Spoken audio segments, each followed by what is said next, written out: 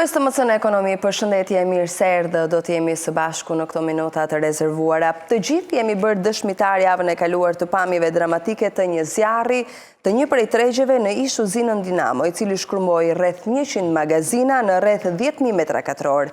Dëmet sipas bizneseve të prekura vlerësohen në miliona euro, por cili do të jetë fati këtyre bizneseve dhe ajo çka është më e rëndësishme, sa i lartë është rreziku që një ngjarje e tillë të përsëritet.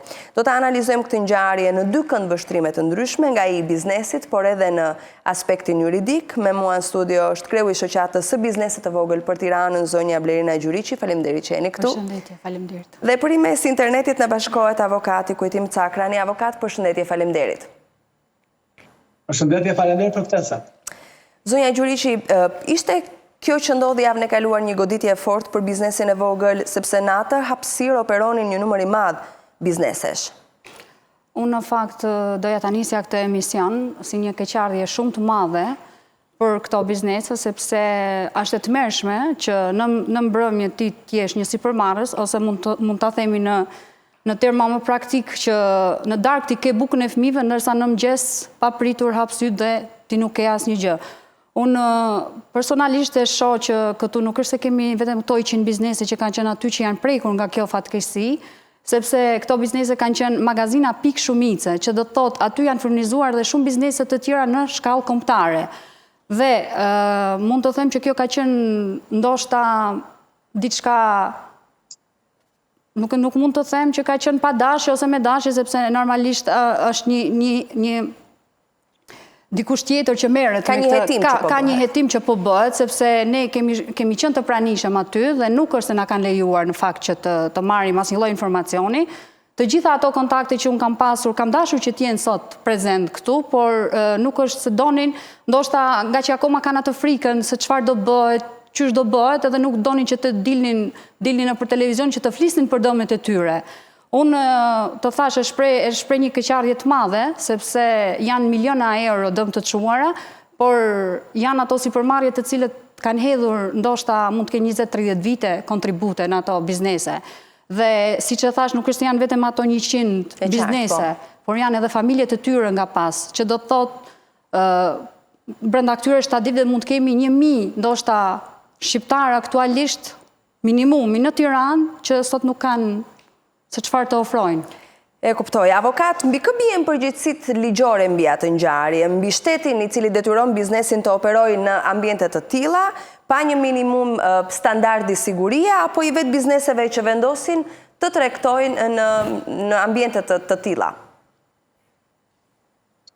Shiko, nëse do ta shkojmë në aspektin juridik, unë kam krijuar bindjen time, po ndoshta edhe të arsyeshme po delëm, që ajo ka qenë një zjarrvënie e qëllimshme për arsye përfitimi, sepse ju e dini dhe gjithë shqiptarët, gjithë Tirana e di që ajo është zonë tashmë që po në rindërtim, në ndërtim e sipër, dhe padyshim, paktën unë nuk kam unë paktën vetes kam asnjë dyshim që ajo është një zjarrvënie e qëllimshme dhe duke mos marrë parasysh fare që mundet të dëmtohet qoftë banor ata bizneset aty, por qoftë edhe zjarri mund të krijojë për masa të tjera përveç asaj. Dhe kështu që unë do ta shikoja, do ta konsideroja këtë padyshim një akt terrorist, sepse nuk besoj se terroristët që hedhin bomba apo vrasin njerëz bëjnë më shumë vepra, bëjnë më shumë se kaq. Ajo që është e qëllimshme dhe nuk kam më pikën e dyshimit. Unë nuk e di si do përfundojnë hetimet për këtë çështje, por jam i bindur duke njohur dhe organin e akuzës në Shqipëri që padyshim kanë ndikimet e veta, dhe ndikimet vijnë nga shumë forma dhe për shumë arsye, por kjo është një ngjarje për mua e kalkuluar mirë, e mirë organizuar, me një regji të caktuar, që padyshim që është detyrim i atyre që kanë si detyrim ta zbardhin ngjarjen, dhe kështu që kjo është për sa i përket anës juridike. Nuk diskutohet që aty bizneset kanë pësuar dëme të konsiderueshme, dëme të cilat askush nuk i ka marrë përsipër që ti dëmsh përblej, sepse padyshim u thonë që ju nuk jeni të siguruar e kështu me radhë, dhe kjo është panorama sot e një vendi i cili siguria juridike dhe siguria për pronën apo çdo lloj sigurie tjetër është nivelin 0. Megjithatë, kush duhet ta mbajë përgjegjësinë për këtë që ndodhi, avokat? Duhet përgjigjet shteti për te faktit të hetimeve, edhe pse doli shkaku që për shkak të një shkëndije elektrike ai zjarr shkrumboi gjithçka. Duhet ta mbajë bashkia apo vetë tregtarët? Po si doli shkaku pa bërë hetime? Si doli shkaku pa bërë një hetim, një akt ekspertimi, pa u pyetur njerëzit, pa bërë një, si thonë, ekzaminim. Të fakto këto janë deklaratat që janë përcjellë. Gjithë të ngjarjes. Po këto deklarata përcjellen paraprakisht që prokuroria nesër e orientojnë prokurori që ti do ta pushoni këtë procedim penal pa pasoja për persona që merren përgjegjësi penale me direksionin ose me vetëm me pretendimin që ka patur një shkëndije elektrike kështu me radhë. Po nuk besohet sepse këto janë të rëndomta, këto mënyrat, këto forma që gjejnë gjithmonë sa herë ka zjarre ose sa herë digjen makina ose dyqane ose magazina, gjithmonë gjendet ajo shkëndija elektrike te sahati e kështu me radhë. Nuk ka asnjë rasti. Unë nuk besoj se ka gjë rasti, sepse rastia njerën ka 1000 vjet ndodh, por gjithmonë ka patur zjarrvëre qëllime. Mos harrojmë që edhe para 15 ditësh u dojq në Durrës disa magazina të tjera. Edhe u harrua ajo dhe u mbivendos përsëri me këtë ngjarje që ndodhi tashmë që ndodhi në Tiranë. Kështu që shteti padyshim që ka përgjegjësinë e tij që ta organet ligjzbatuese të këtij vendi kanë detyrimin ta zbardhin këtë ngjarje, ta hetojnë dhe ta zbardhin dhe padyshim të vënë persona përgjegjës përpara ligjit, përpara drejtësisë. Kjo është detyra që duhet të bëjë shteti. Detyra tjetër që duhet të bëjë shteti është që paktën të marrë minimumin e përgjegjësisë, qoftë kjo edhe morale, që ato familje që janë dëmtuar, që kanë humbur bizneses, mund të themi kanë humbur edhe jetën e tyre aty, sepse biznesi, prona janë të lidhur me jetën e individit, ku gjithë aktivitetin e tyre mund ta quajmë edhe 20 apo 30 vjeçar, e kanë investuar aty dhe gjendet një moment i caktuar, ajo të shpërmbohet dhe ti nuk ke alternativë tjetër, vetëm të marrësh valixhet e të largohesh nga Shqipëria. Ja, prandaj është bërë Shqipëria një vend i cili siguria juridike, siguria për jetën dhe çdo lloj sigurie tjetër është në nivele katastrofë. E qartë. Zonja Gjuriqi, është e vërtetë që dëmet mund të prekin miliona euro? Ka një faturë paraprake të asaj që ka lënë pas ky zjarr? Duke qenë që janë 100 biznese, domethënë dhe këto kanë qenë të gjitha pikë shumice, unë mund të them që kjo faturë është shumë e lartë. Ndërsa nëse a mund të njësoj shteti këto fatura, unë jam në dyshim në këtë gjë, sepse është e pamundur që të nxirren të gjitha kostot, se sa ka qenë fatura e domi, duke qenë që bizneset aktualisht operojnë me të gjitha sistemet online. Dhe në momentin që mund kemi pasur, si që tha edhe një biznes si përmarrës aty, unë kam bërë, para 3 ditëve kam bërë një blerje 500.000 euro, që do të thotë një blerje e tillë nuk e ka mundësinë as të bëhet hyrje, domethënë të njihet si inventar.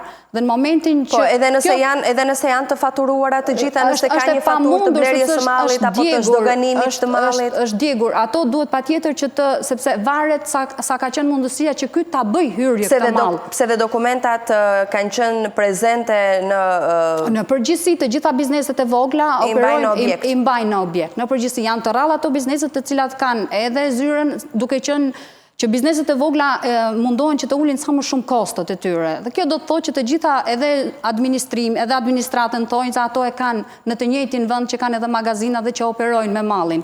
Unë doja të shtoja diçka në fakt se po e ndiqja avokatin me vëmendje, edhe nëse ka pasur një shkëndi të zjarrit, prapë përgjegjësia është OSHE-ja, që do të thotë OSHE-ja kemi një rrjet të amortizuar. Dhe në momentin që kemi, pavarësisht se unë nuk heq asnjë lloj dyshimi që aty ka qenë një zjarrvënie me dashje, por edhe sikur të ke pasur shkëndi, rrjeti është totalisht i amortizuar dhe ky rrjet të MTU-s, që është aktualisht nuk justifikon miliona që janë hedhur gjatë këtyre vite në OSHE për ta sistemuar rrjetin e tensionit mesëm dhe tensionit të ulët. Po, avokat. Të them diçka. Nuk e kam replik, po e kam për të plotësuar zonjën në studio.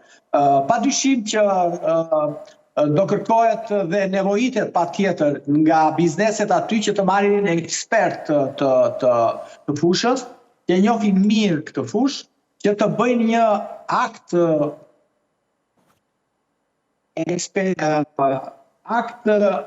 i cili të ndjeni me çfarë ka ndodhur me zjarrin. Pra, dhe nëse ka qenë shkëndij, padyshim, ajo duhet të vërtetohet, dhe që të vërtetohet ajo kërkohet tash një grup ekspertësh, dhe pasi ajo të vërtetohet që ka qenë një shkëndij elektrike, nuk ka asnjë dyshim që ata mund të ta padisin në gjykat, oshen, theksoj, dhe të marrin asaj një më një të gjitha humbjet që kanë pësuar aty. Pa dyshim që ata duhet të faktojnë ato me fatura e kështu me radhë. Po në momentin që faturat janë ndjegur, avokat, si faktohet kjo? Sepse zonja Gjuriqi tha që një pjesë të dokumentave, ose mund të themi gjitha dokumentat mbaheshin... Jo, është diçka këtu, sepse faturat çdo biznes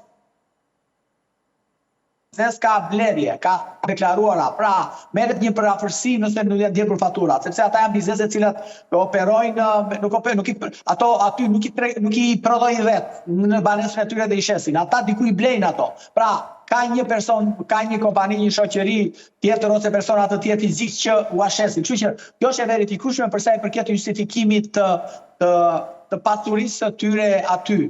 Por gjithsesi pastaj merret edhe një parafërsi e kështu me radhë. Kështu që unë mendoj se kjo ka zgjidhje, padyshim në dy forma ka zgjidhje, që forma e parë është që të merren patjetër me grupe ekspertës që kanë njohuri të posaçme për sa i përket fushës elektrike, por pse jo pastaj më pas edhe pjesës tjetër, nëse prokuroria arrin në përfundim që ka pasur zjarrvën e qëllimshme në krimi organizuar që merret nga ose më saktë nga mafia e ndërtimit që ka interesa për të ndërtuar aty, patyshim pastaj që mund t'i paguajnë, mund të ketë zgjedhje. Por gjithmonë këto janë kërkojnë kohën e tyre, kohën e tyre, ju e dini që hetimet vonojnë, ju e dini që gjykatat shqiptare vonojnë proceset gjyqësore civile nëse do ketë një të tillë, por pastaj ka kohën e tyre, por ndërkohë emergjenca është që ato familje sot, ata biznes sot kanë humbur të biznesit të tyre në të 20 viteve apo 25 viteve, po qoftë 30 viteve të punës së djersës së tyre. Megjithatë, objekti ishte gjobitur në vitin 2025 për mos respektim të standardeve të mbrojtjes nga zjarri. A mjafton një gjop dhe pikë së parja mund të lejohet që në një ambient të tillë të përqendrohen magazinat e kaq shumë bizneseve për të dy kjo pyetje? Në fakt, unë nuk është kam pasur informacion, nuk kam informacion në lidhje me këtë gjop, por në momentin që shteti ka operuar dhe pas ka dhënë një gjop, doj patjetër që instancat e tjera të vepronin ndaj këtyre magazinave nëse këto nuk kanë qenë konform ligjit, përderisa këto nuk kanë qenë në pjesën lidhje me rënien e zjarrit. Megjithatë, pavarësisht në distancë zjarr fikse mund të them që janë në 10 minuta nga po pati dhe akuza që zjarr fikset u vonuan. Janë vonuar 2 orë, që do të thotë nuk funksionon, nuk kanë funksionuar në kohë dhe me distancë fizike ato as 10 minuta nuk janë, sepse një stacion i zjarr fikse është shumë afër tregut të medreses dhe duke gjetur ato rrugët e shkurtra mund të kishin arritur brenda 10 minutave, por do të thotë që nuk kanë pasur furnizimet e duhura zjarr fikset ose nuk kanë operuar, ose ka qenë e qëllimshme, që është mundësia më e mundshme që ka qenë zjarri i qëllimshëm. Sepse një zjarr i tillë ka ndodhur dhe në Shkodër. Vjet brenda vitit ka ndodhur një zjarr dhe zërat thonë që aty kanë filluar ndërtimet. Duke qenë që rruga 5 Maj është një zonë e favorshme për të bërë ndërtime dhe kulla, ashtu siç po e shohim, unë nuk e heq asnjë pikë, një presje avokati që mund të ketë qenë edhe një zjarrvënie e qëllimshme. Duke qenë që aty është një treg që ka 90% e materialeve janë tekstile dhe është shumë e lehtë zjarrvënia e qëllimshme, që do të thotë mjafton të bëhet një gjë shumë e vogël e cila për hap flakët më pas. Pa diskutim. Po avokat. Nëse është e vërtet dhe unë s'kam dyshim, ajo që ju thoni që ka patur në vitin 2025 një raport të lidhur me gjendjen atje, mendoj dhe besoj që kjo është një anë pozitive për sa i përket që do t'u japi të drejtë atyre bizneseve aty, ose atyre të cilët do bëjnë aktin e konstatimit. Pra ata i do bëjnë aktin e vlerësimit dhe arsye pse ka është djegur kjo. Dhe kështu që këto janë prova që janë në favor të bizneseve. Por, unë do t'a shtroja edhe në një këtë bështrim tjetër, nëse këta janë taksa pagues të rregullt dhe këta janë aty prej vitesh dhe padyshim që janë të kontrolluar, unë mendoj që nëse do kishte një shtet të së drejtës, padyshim që atyre do të bësh verifikimi të dëmeve dhe shteti vet nuk do t'i linte këta tregtar, këto biznese. Duket se kemi forma tjera. Kështu që këtu shteti duhet të ndërhyjë dhe më vjen shumë abi, që ka lënë heshtje dhe vazhdoj të heshtje, por edhe fakti që zjarfikset kanë shkuar me vonesë, edhe kjo është një plus për biznes, për ata cilët do kërkojnë drejtësi për bizneset aty, sepse dihet që zjarfikset janë ato të cilët duhet të shkojnë në moment dhe duhet të justifikojnë edhe vonesën e tyre pse kanë shkuar me vonesë. Por unë i qëndroj saj parë që thash, që është zjarrën e qëllimshme, për mua është grupi strukturuar kriminal, mafia ndërtimit, e cila ka qëllimet e veta për të ndërtuar aty dhe nuk po i bëhet vonë fare, se mund të ndërtojnë biznes e kështu me radhë. Pra, ndërtojnë lumturinë e tyre mbi fatkeqësinë e tjerëve. Edhe pronësia e objektit në fakt ishte mjaft komplekse. Objekti është privatizuar në vitin 1995. 75% e tij zotërohej nga një pronar i vetëm, ndërsa pjesa tjetër zotërohet nga 122 objekte. Cili është detyrimi ligjor i pronarit, po themi magjor, të këtij objekti për ati që ka 75% dhe pastaj të pjesës tjetër takuese 25%? Padyshim që pronari magjor që ka 75%, ka dhe ai pjesën e tij të fajt, sepse nëse ai ky objekt ka qenë objekti privatizuar në 95, padyshim sot jemi 2026, padyshim që ka dhe ai amortizimin e vet si objekt dhe babzia që nuk e ka lënë këtë pronar që të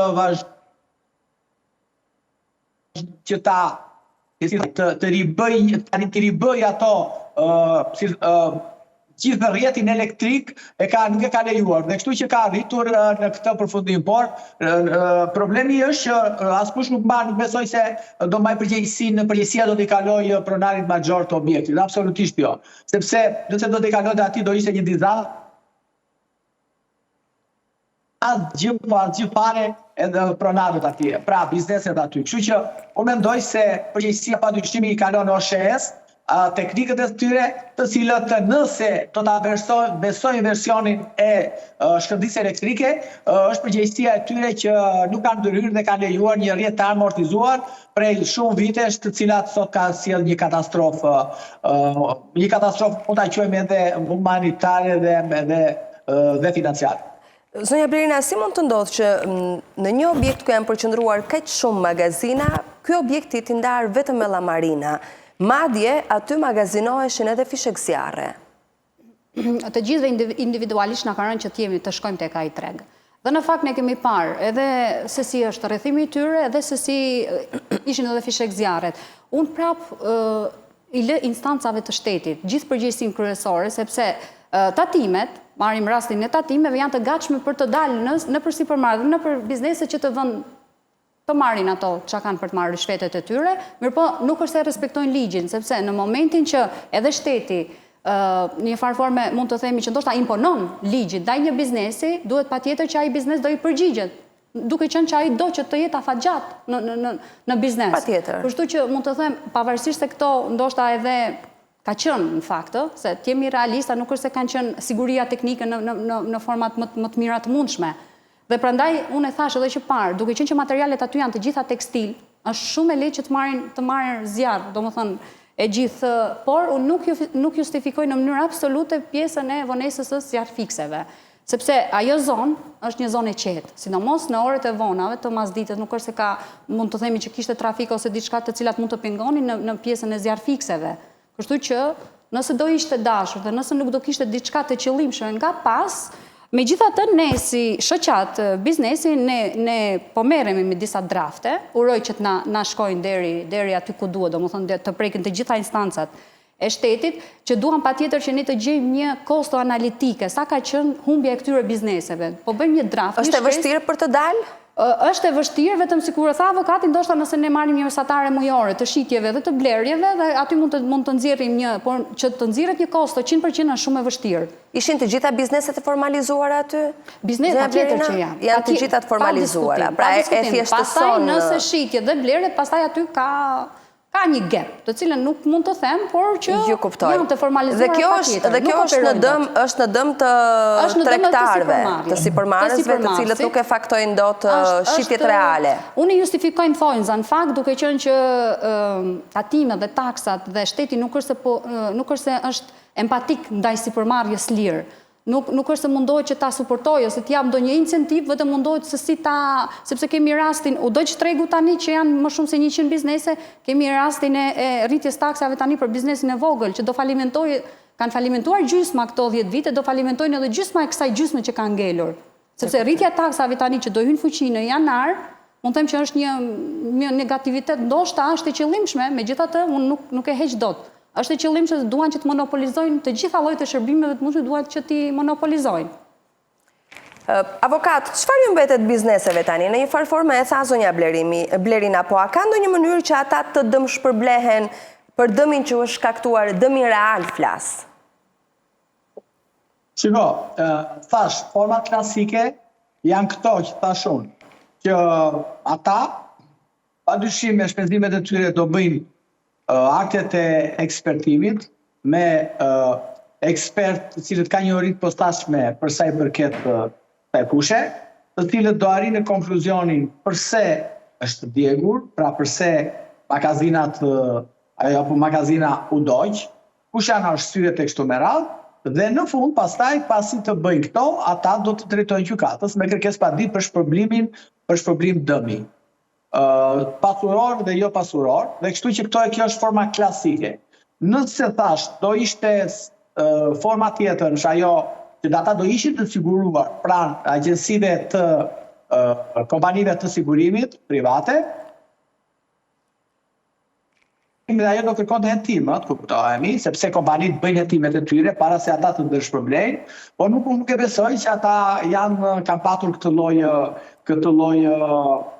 mundësie, nuk është në kjo lloj mundësie që atyre të sigurojnë me atë kompanive, sepse kompanit janë shumë të kujdesshme kur sigurojnë biznese, sepse marrin parasysh edhe këto fenomene, si që është zjarrvënia e qëllimshme, dhe kështu që është vështirë. Por gjithsesi rruga e tyre, shikoj rrugë të paktën siç është sot, drejtësia në Shqipëri apo siç janë sot institucionet shqiptare që askush nuk përdor një shprehje popullore nuk e çan kokën, mendoj se rruga e tyre për të gjetur drejtësi dhe për të marrë një shpërblim të saktë është rruga gjyqësore civile, padyshim që do kërkojë kohën e tyre, se ju e dini që një proces gjyqësor në Shqipëri gjatë deri 15 vite. Po, kishit për të ndërhyrë. Doja të shtoja diçka, që edhe nëse ju jepet e drejta, nëse shteti do çojë këta ekspert për të cilët thot avokati, unë mendoj që nëse aty kemi të bëjmë një faturë të madhe, do kemi ato ndërhyrjet që fatura të minimizohet. Unë kam qenë punonjëse në OSHE para shumë viteve dhe në përdosjet që unë kam verifikuar, që kemi parë për dëme ekonomike, kam parë që janë munduar me format të ndryshme që ti minimizojnë këto faturë që i takon shtetit.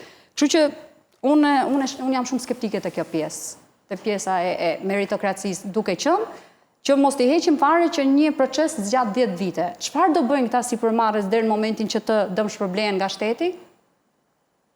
Këto 10 vite, 5 vite, 2 vite, 6 muaj të rinje sipërmarrës, i cili mund të jenë burrë dhe grua, duke qenë që këto kanë qenë biznese familjare, kanë qenë ndoshta edhe fëmijët i kanë pasur në punë. Unë shpreh me vërtet keqardhje dhe them shqyr që nuk ka pasur dëme njerëzore. Se dhe mund të ndodhë të kishte? Mund të ndodhë se janë rojet, janë security të cilët dhe mund të ndodhë, padyshim që mund të ndodhë, nëse mund të kishim një kabinë roje në mes të tregut. Zonja Blerina, përse nuk sigurohen do të këto biznese, si që tha avokati, që do t'ishte mirë që në kompanitë të caktuara të siguroheshin për gjitha fatkeqësitë që mund t'i ndodhë një biznesi? Sa duhen fajsuar kompanitë e sigurimeve të cilat nuk i sigurojnë këto objekte, ose dhe vetë tregtarët të cilët nuk shkojnë drejt kësaj rruge? Ne në shumë gjëra jemi një popull që nuk e kemi një mendësi ose edukatin që duhet patjetër që në një të ardhme të largët ose të afërt mund të ndodhë një fatkeqësi, qoftë biznesit, qoftë makinës, domethënë edhe unë mendoj që është pak neglizhencë, por edhe çmimet që ofrohen nuk është janë çmime shumë të lehta për të përballuar. Sepse një biznes i vogël ose i mesëm nuk është se ka një faturë vjetore me shumë shifra për ta përballuar. Një rrogë mujore është nga një biznes i cili...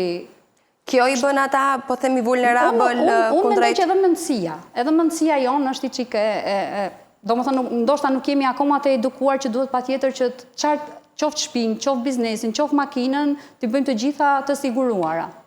Në mënyrë që të mos përballemi më pas me sido që këto kosto. Si tjetë, ndoshta asnjëherë nuk ndodh, por jeta është, sidomos në Shqipëri që jemi shumë të pasigur në asnjë lloj forme. Avokat, po. Nuk ta, një sekundë të shtoj diçka, lidhur me çfarë tha zonja. Problemi qëndron që kompanitë e sigurimeve nuk e marrin përsipër këtë lloj sigurimi. Pse? Për këto arsye, po për këto arsye sepse mendojnë që mundet të ndodhin edhe këto fenomene, fatkeqësitë natyrore ose fatkeqësitë njerëzore. Po mirë, mund të funksionojë, ndjes që ndërpres. Po mund të funksionojë si jashtë shtetit, avokat, që sa më i lartë jetë risku i sigurimit, aq më e lartë është pagesa që t'i paguan. Çmimi.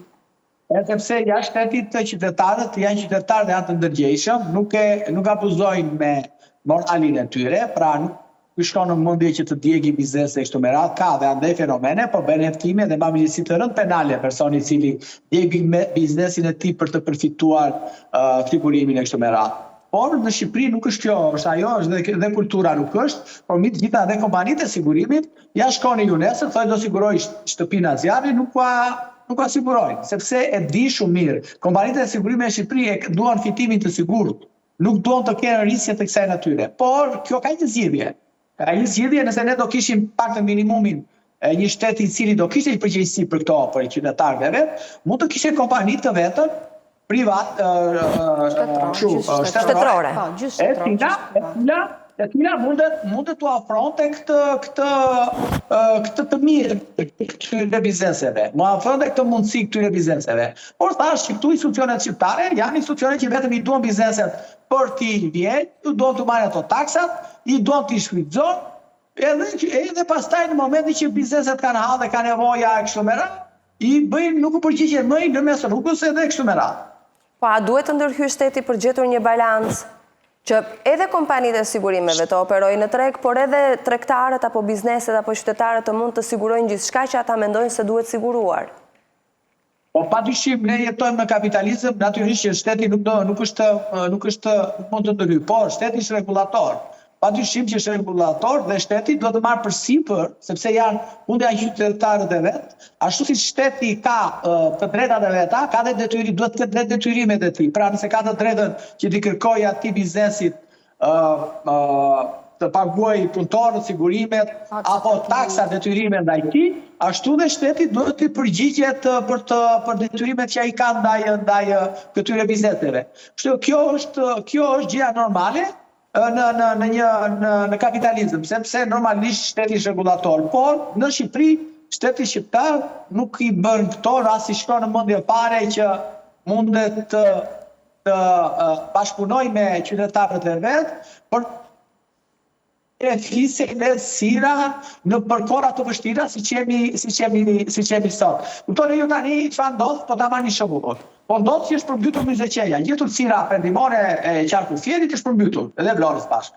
Dhe shkojnë atje me kryeministra, me ministra e drejtë me Birin dhe u thonë atyre do të dësh problem. Jo se do të dësh problem, nuk i dësh problem, por pse shkojnë atje? Sepse atje janë votat. Atje janë votat dhe atje shkojnë i gënjejnë, i mashtrojnë, ndërsa aty tek ai tregu, s'ty bëhet më fare sepse aty mund të jenë 100 tregtar, 50 që ka, nuk i interesojnë ato votat e tyre. Ndërsa atje shkojnë sepse atje është ambari i votave të pushtetit. Dhe kështu që kjo është ajo diferenca me qytetarët diskriminimin, po ta quajmë me qytetarët e vet. Pra, andej shkon me përgjegjësinë që ai qytetari me vetdije të plot nuk ka shkuar lumit e qytetarit, nuk ka shkuar qytetarit e lumit, i mbytet banesa dhe shteti do të është problem, ndërsa qytetarit këtu që pagon taksa, biznesit këtu që pagon taksa, që merr përsipër risjet e veta kështu me radhë, edhe kontribon si taksa pagus në buxhetin e shtetit, nuk I shkon as kush, as ministër, as deputet, as gjë, për t'i ofruar të paktën edhe ndihmë morale. Ja, kjo është shteti që ju ma përmendët pak më parë. E qartë. Mirë, do ta rimarim bisedën, vetëm shumë shkurt duhet shkojmë në reklama.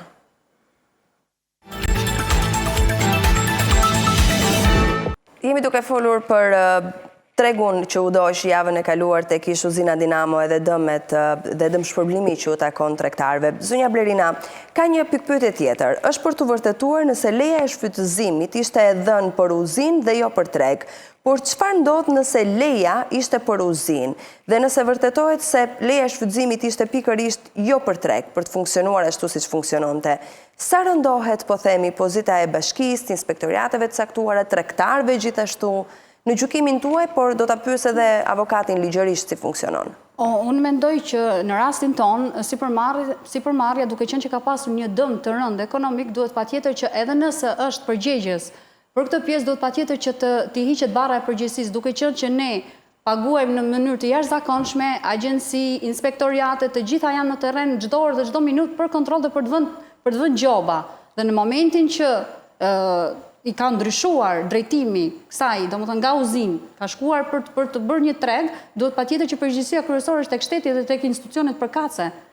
Nuk ke çfarë kërkon në moment që ti e ke lejuar, ose ndoshta edhe nuk e ke lejuar, po ke shkuar të ke marrë atë rishfetin vjetor, mujor, çrënd si ka. Përgjegjësia kryesore për të gjitha unë e bëj në mënyrë të jashtëzakonshme vetëm shtetin. E kuptoj. Avokat, ligjërisht, kuj duhet I takoj përgjegjësia dhe sa rëndohet pozita e institucioneve, por dhe e tregtarëve gjithashtu? Po padyshim që nëse ajo ka qenë një për destinacion tjetër dhe është vendosur për biznes, mendoj që është përgjegjësia e institucioneve, të cilat kanë detyrimin e tyre ligjor që të verifikojnë nëse se është në legjislacioni për të shtruar biznes ose jo. E padyshim që këtu mbi institucione shtetërore. Por ky fakt që ju po më thoni tani do ta rëndoj shumë, pra do jetë një në disfavor të këtyre tregtarëve nëse ata do shkojnë në gjykat për të kërkuar dëshpërblimi, pasi do përdoret si provë nga pala kundërshtare, që mund të jetë OSHE-a ose aty shteti shqiptar për të kërkuar dëshpërblimin. Kështu që kjo është një diçka e cila nuk do t'i favorizoj këta tregtarë në të ardhmen. Por gjithsesi përsëri në çdo formë. Po ju lutem, përfundojeni. Jo, gjithsesi faji ose shkaku I të gjithë kësaj unë vazhdoj të them që janë institucionet e papërgjegjshme të cilat e kanë lejuar, por edhe duke ditur që ajo godinë aty është godinë e amortizuar. A do t'i këshilloni bizneset të ngrenë një paditë përbashkët kundër pronarit dhe shtetit dhe do të kishte avantazhe nëse veproni në këtë lloj mënyre? Shiko, do të parë pastaj padyshim që ata kanë të njëjtin objekt dhe padia mund të ngrihet nga të gjithë bashkërisht ata persona, mund të ngrihet edhe veçeveç, se kjo nuk I pengon ligjërisht. Padyshim pastaj duhet parë kush janë personat që duhet të paditur, sepse kjo krijon pastaj edhe anën formale të padis, por mendoj dhe besoj që OSHE-a do jetë padyshim pala e paditur, por nuk e di nëse do kenë këta kontrata formale të rregullta edhe me tregtarin dhe të drejtat dhe detyrimet që ka marrë ai në kontratën e qeras që ka patur me bizneset aty, sepse thash, nëse kemi një kontratë qeraje me personin I cili ishte pronari I kësaj godine, atëherë duhet parë edhe kontrata si ata e kanë përshkruar e ka parashikuar aty të drejtat dhe detyrimet, po ndoshta edhe në një rastin konkret e ka parashikuar ose jo. Kështu që kjo I mbetet për ta parë në të ardhmen. Por gjithsesi OSHE-a është institucioni I cili pashmangshërisht do jetë palë paditur. Unë doja të bëja një shtojcë tek avokati, në fakt, duke ju referuar ligjit e tatimeve, në momentin që ne kemi magazina, inventare, është patjetër një kriter, domethënë kriter ligjor që ti duhet kesh një kontratë me qiradhënësin dhe ne si sipërmarrës që jemi qiramarrës. Kështu që kontratat ekzistojnë. Pastaj, se çfarë është parashkruar te kontrata, ajo ngelet për tu parë, siç e citoi dhe avokati. Por që kontratat duhet të jenë patjetër sepse janë një kriter që nuk operon dot si një biznes në momentin që ti sidomos ke një inventar. Sepse aty kemi pasur një biznes i cili ka operuar me inventar, me magazina. Po pse biznesi i vogël detyrohet të operojë në ambiente të tilla si shuzinjanat, zonja Blerina, kur kushtet janë të dyshimta dhe mund t'i vendosim përballë një rreziku si ky që ne po përcjellim? Unë kryesore, tani të gjitha bizneset që ekzistojnë aktualisht, qëllimi kryesor i tyre është marginalizimi i të ardhurave dhe minimizimi i kostove. Që do të thotë, në një treg të tillë, i cili nuk ka asnjë kushtet teknike në mënyrë absolute për të formalizuar një treg, është që janë me low cost. Që do të thotë, pastaj, nëse ky treg është për të operuar, nuk është për të operuar ngel në instancat e shtetit, por që unë e thash, marginalizimi të ardhurave është detyra kryesore një biznesi. Që do të thotë, duke qenë që sa ka shkuar tani pjesa që janë rritur çmimet në mënyrë ekstreme. Por duke ju referuar kësaj, ne po bëjmë edhe një kërkesë tjetër si shoqat, që nëse ka qenë destinacioni ndryshimi, domethënë i kësaj që do bëhet siç flitet në zëra, që do bëhen kulla, do ngrihen, ne duam patjetër që t'i bëjmë një kërkesë shtetit në mënyrë që ata të pozicionon aty ku kanë qenë, por me qëra ekonomike, ndoshta mund të them, ose qëra të favorshme për ato lloj biznesesh. A duhet i lind, a e ka detyrim ligjor Bashkia e Kryeqytetit që të krijojë ambiente me standarde të duhura për bizneset, avokate, dhe pse nuk e bën? Në fakt, sa ne kemi jeni ose njohim edhe nga eksperiencat të vendeve të tjera, kryeqyteteve ose jo, rezulton që bashkitë krijojnë ambiente për bizneset e vogla, bizneset e rrugës, mund ta quaj, që dhe u japin atyre përparësi, sepse unë nuk jam ekonomist dhe nuk kam njohuri posaçme, por mendohet dhe dihet tashmë dhe ekonomistët që biznesi i vogël dhe biznesi i mesëm është ai që mban mbush arkën e shteteve dhe në këtë kuptim edhe arkën e shtetit shqiptar. Kështu që këto duhet të kenë një përparësi dhe një vëmendje të shtuar padyshim nga qeveria dhe nga bashkitë. Por duke qenë që në bashkitë e Shqipërisë dhe veçanërisht bashkinë e Tiranës, babëzia ka arritur nivelet skandaloze, them babëzia sepse këtu nuk lënë më toka publike që t'u japin mundësi t'i orientojnë për bizneset e kështu me radhë, por i bëjnë pallate, i bëjnë kulla e kështu me radhë. Dhe kështu që kjo është një defekt, mund të themi, jo defekt, por është një mundësi e munguar kjo që do kishin bizneset për të ushtruar padyshim biznesin e tyre në vende që bashkia do t'i disiplinonte ata. Mungesa e kësaj, thashë një, krijon këto fenomene dhe krijon këto problematika të cilat i shkatëron përfundimisht bizneset e vogla, bizneset e mesme dhe shkatëron pse jo dhe jetën e familjare, shumë familjeve të cilët gjenden përballë këtij fenomeni. Kështu që nuk ka justifikim për sa i përket pushtetit vendor, siç është bashkia për menaxhimin dhe orientimin e bizneseve të vogla. Sa skandaloze do ishte situata nëse faktohen këto akuza që ju po ngrini, që zjarri mendohet jetë i qëllimshëm për të ndërtuar kulla më pas? Ç'ndodh me ata tregtar? Ku duhet të drejtohen? Nuk ndodh asgjë sepse çudia në Shqipëri gjatë vetëm 3 ditë.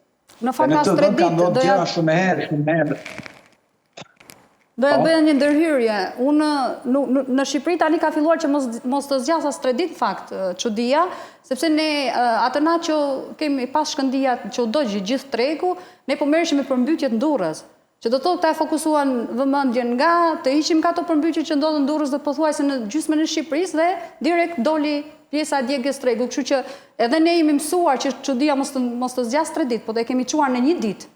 Çudi më të madhe. Ja, të them një çudi, po ju them diçka tjetër. Ju keni minimizuar, jo juve në kuptimin si gazetar ose si media, është minimizuar fakti që është qarë lumi Sema dhe është mbytur, ju nuk është një katastrofë, ajo është një katastrofë humanitare që po ndodh në Liboks tani që po ne po flasim. ku qindra shtëpi i ketë sot të mbushura me ujë dhe askush nuk flet, nuk shkon dot atje. Edhe të bësh video nuk shkon dot. Vetëm mund të shkosh droni. Sepse agjinaturat e lumit Seman janë qartë. Po kush është përgjegjës për agjinatura? E dini që lumi Seman nuk është lumi i Vjosa, i rëmbyshëm dhe i egër. Kush është? Është patyshim që janë institucionet, janë ministritë përkatëse, si Ministria e Bujqësisë e kështu me radhë. Sepse japi lek për agjinatura, i vjedhin këta, hedhin sa lloqe betoni e thënë ja u bë. Kush ke dëgjuar sot i të bëjë njëri përgjegjësinë për ato? Kjo është katastrofë humanitare, kjo që për ne po flasim. E bën nga dora e njeriu, nuk është humanitar, nuk është nga Zoti, është nga dora e njeriu. Dhe këta tani ja bën u përmbyt po. Ka përmbytur qindra familje, tollave libofshëm. Sot ne po flasim, është katastrofë situata. Po më thoshte, po më mendin telefon që andej, është katastrofë. Ju më thoni mua, ku po bëhet për tregun e Tiranës që do ndërtohet, do bëhet kompleksi bukur aty me 3D, të gjithë të kënaqur, e kështu me radhë, hoqëm minë që aty se ka dalë edhe këto fenomene, o miru bëse aty ishte mbushur me minje kështu me radhë. Dhe kështu e relativizojnë edhe mbyllet ajo histori. Kjo është Shqipëria sot, tani ne nuk mund ta fshejmë të realitet e nderuar. E qartë, edhe një të fundit kam për zonjën Blerina, cila është kërkesa juaj kryesore sot si shoqat në mbrojtje të interesave të biznesit? Rindërtimi i tregut apo dëmshpërblimi monetar që këta tregtarët kanë mundësi që ta fillojnë aktivitetin diku tjetër? Kërkesa jonë kryesore dhe primare, të cilën unë citova, është që dëmshpërblimi i tyre do ishte, domethënë gjëja më normale që mund të do dëmshpërblimi për të gjithë mallit, për të gjithë këto humbje të mëdha që ka pasur bizneset. Por gjithashtu kërkesa jonë e dytë është që ta akomodohen, nëse në momentin që mund të bëhen ato 3D, ndërtesat 3D dhe PSD sukur i kemi parë, ta akomodohen patjetër aty ku kanë qenë, duke qenë që edhe blerësit konsumatorët janë mësuar me tregun e 5 majit, me dresses dhe këto dy kërkesa ne i kemi primare dhe do merremi në mënyrë absolute që t'i çojmë nëpër instancat e duhura. Keni besim që do ja dilni? Historia ka treguar që është shumë e vështirë. Unë uroj që t'ja dilin në këtë nismë që keni ndërmarrë. Faleminderit zonja Gjuriqi, avokat, faleminderit edhe juve që ishit në MCN Ekonomi. Faleminderit. Faleminderit. Ne këtu kemi mbritur në fund, ju falenderoj që na ndoqët edhe ju, mirupafshim.